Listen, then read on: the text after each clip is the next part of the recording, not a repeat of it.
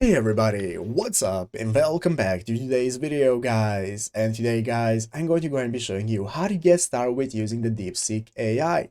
This is a very simple thing to do, so make sure to watch this quick and easy video till the very end and follow my steps correctly so you can make sure this works the same for you and you can do this yourself. But yeah guys, let's get straight into it. So the first thing you want to do is to go ahead and open up the official DeepSeek website right here at deepseek.com if you're not already, and you'll be greeted by this main page right here where we can get started. So guys, now first things first, if you do not have an account, you're going to need an account to be able to use DeepSeek. So what you're going to do is click the Start Now button right here. By clicking Start Now, it's going to open up a new page where you can get started registering for an account if you do not already have one, and if you have one, you can just log in normally, and after login guys, it's going to enable you to open up the chat by clicking right here, and now it's going to open up this DeepSeek chat right here where we can get started. So guys, this is the AI. Here you have everything you need to get started. This is your messaging board where you can get started with entering anything you want. So you have multiple options right here. You can enable to search the web when necessary. You have the deep think R1 option right here that's going to enable you to solve reasoning problems.